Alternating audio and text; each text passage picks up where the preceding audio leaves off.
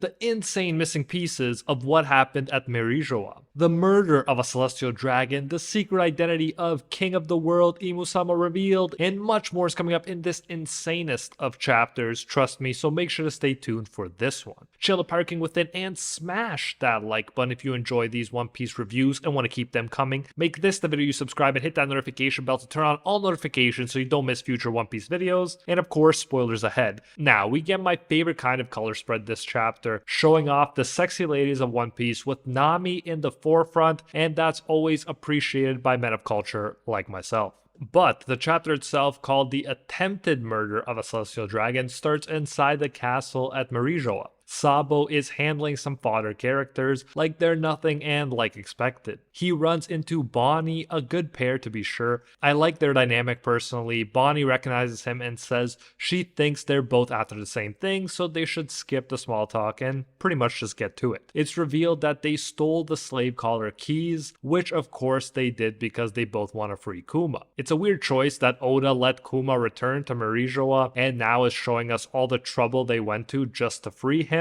in the first place. The whole Kuma returning to Merijoa thing better have an interesting conclusion, but yeah, we gotta trust in Oda. The two run and talk as Sabo remarks that he heard about Kuma having a daughter. Bonnie, for her part, always kept tabs on revolutionary activity, so she knows Sabo is trustworthy. She says she'll leave it to them to save her dad's body and take it to safety. Love seeing characters we know separately from each other coming together like this and just having a great convoy and dynamic. The One Piece world is just so satisfying in this way. Sabo gives keys to one of Karasu's crows and tells him to tell Morley to get Kuma and the others back to HQ as soon as they're free. Karasu asks about Sabo via crow and he says he'll be right behind them after he's done here. Of course, as we know, he needs to be photographed next to Cobra's dead body first. The crow tells him to be careful and then pieces out with the keys. Sabo asks about Bonnie's next moves, and she reveals, as we saw, that she's off to Egghead to see whether Vegapunk has a way to restore Dad's mind. So interesting seeing this flashback helping everything else fall into place. Hope we get a similar thing for the Rocky Port incident one day. Bonnie also says, and I quote, "If he can't, ...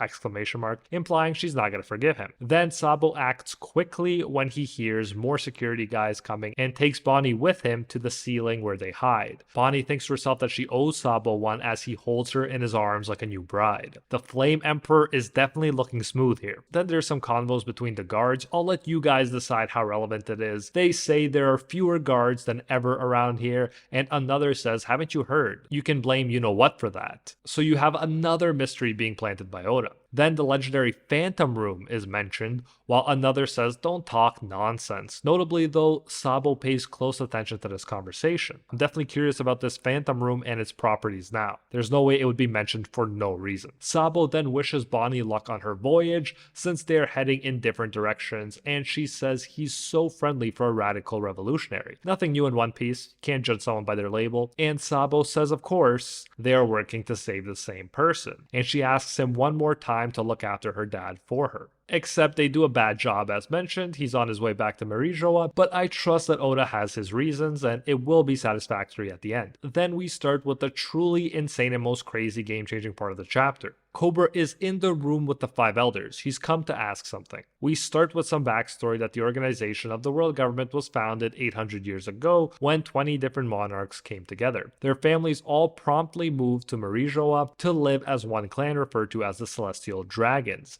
the ones responsible for the creation of the world, and as such, they have ruled over their creation ever since. Internally, the 20 were considered equal, and to ensure that no individual dictator would rise up among them, they installed the Empty Throne, a fascinating idea, but also one that begs someone to rise up and finally just sit in it. I'm looking at you, Imusama. We see that each of them placed a weapon around the throne to symbolize their vow to never try and sit upon it. At the same time, new royal families were handpicked to rule the nations that the founders could no longer preside over. Those families are still in power to this day. In order to ensure the smooth transition, all references mentioning the previous dynasty's reign were removed from each of the founders' respective home countries. Very Orwellian. Not to mention similar to Attack on Titan. If you know, you know. Now it gets really interesting. Cobra says with the sole exception of Alabasta. The monarch at the time was Queen Lily of House Nefertari. Note her silhouette here, it'll be important later. Does it look like anyone else you know? We're further told that despite her name being immortalized as one of the founding 20,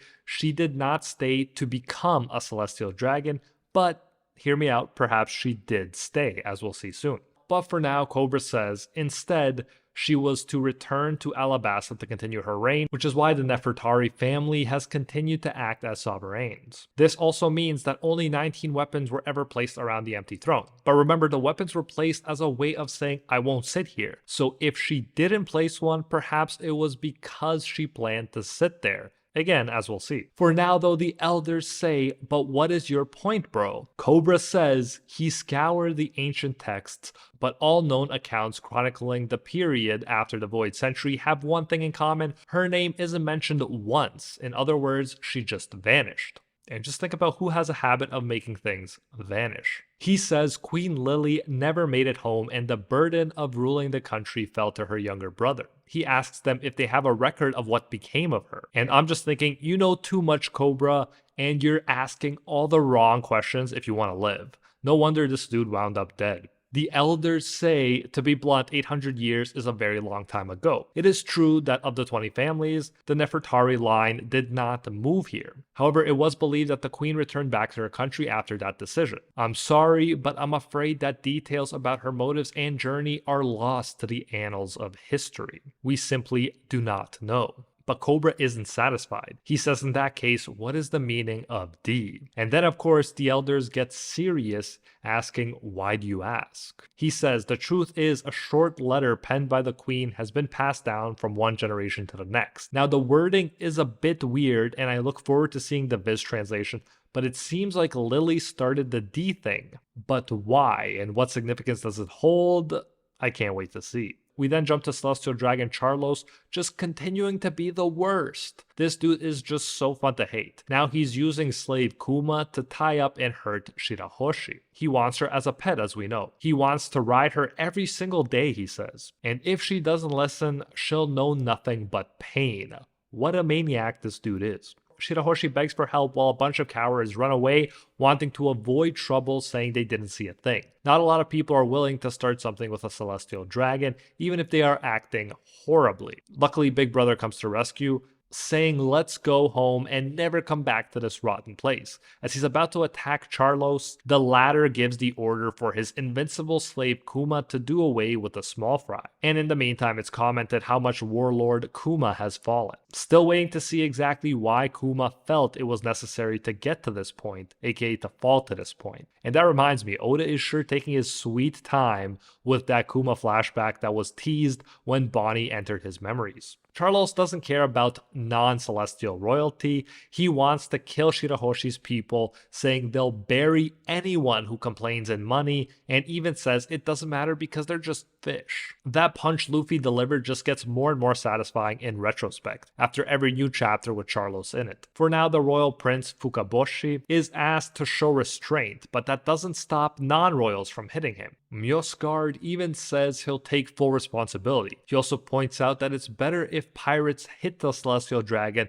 because escaping is easier when you don't have a country. So in the end, Sir Leo, captain of the 5th ship of the Straw Hat Grand Fleet, and Sai, captain of the 3rd ship of the Straw Hat Grand Fleet, make their move. Love to see Luffy's followers continuing where he left off. They launch brutal attacks and hit Charlos right on the head. Like, it literally looks like Luffy's awakened devil fruit is being used. Charlos looks way too cartoonish as he is squished to an impossible degree. Witnesses are sure that must have killed him, and it definitely looks like it should have, if normal anatomy was a thing in One Piece. It said they murdered a celestial dragon and that an admiral's gonna show up for sure. Love to see Charlos get this kind of punishment. No one deserves it more. Unfortunately, the title attempted murder of a celestial dragon implies he might still be alive. Don't ask me how, but that's the implication at least. Then Morley appears in typical Morley style, hugging Kuma and saying, "Stop picking on Kuma-chan." He tells Kuma with tears and snot and everything that he doesn't have to listen to anyone's orders anymore.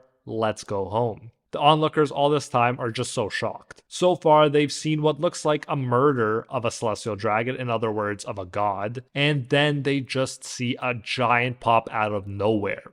The crow delivers Morley the keys from Sabo, and then they head down using Morley's power. And then Charles's dad says, "Look how they massacred my boy." Killing a celestial dragon is definitely badass, even if he ends up surviving, and cool to see the Grand Fleet following the spirit of Luffy like this, as if Luffy is here even when he's not. Then we jump to easily the biggest, craziest, most important part of this chapter. Imu-sama, the most mysterious of figures, is walking up to the empty throne. Don't forget, Imu is not the only one there right now. Imu is told that King Cobra is still present, as Cobra is shocked to see the so-called Great Imu sit on the throne.